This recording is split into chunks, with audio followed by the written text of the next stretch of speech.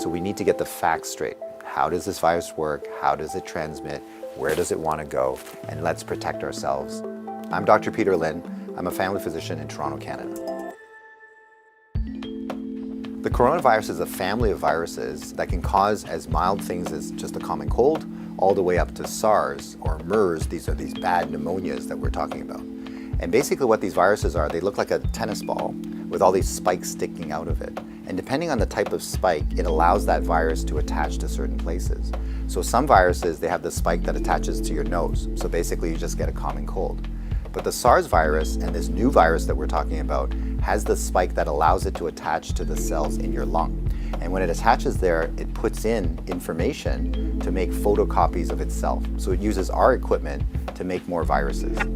I'm declaring a public health emergency of international concern over the global outbreak of novel coronavirus.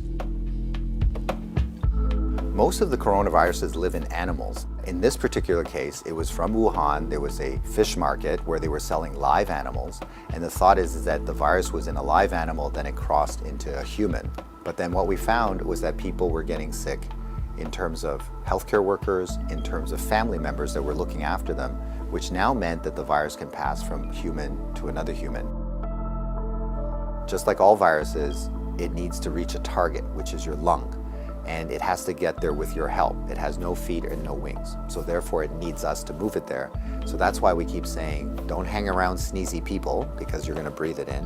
And don't touch your face because that's how the virus is gonna get in. The masks are helpful, but they're not necessary because they're leaky. The ones that you and I buy basically have pockets here, so therefore the virus can get in.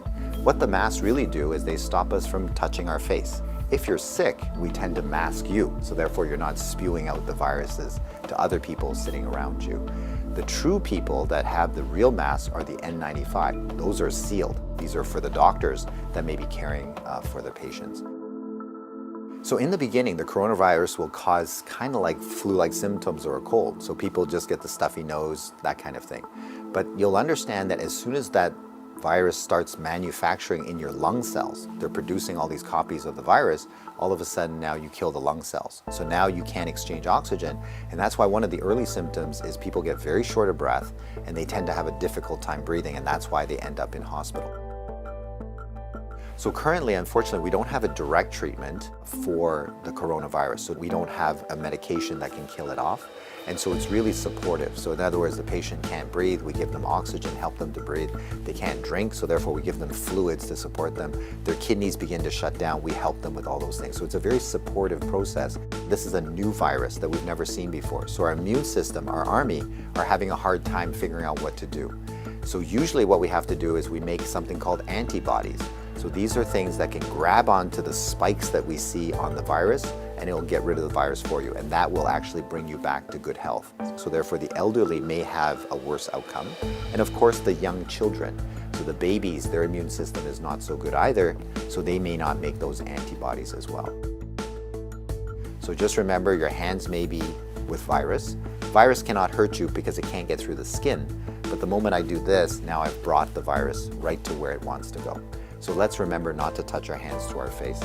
So let's say you think that you might have been on a plane or you might have bumped into somebody that has it. What should you do? So the first thing is to contact a healthcare worker to tell them that potentially you have it.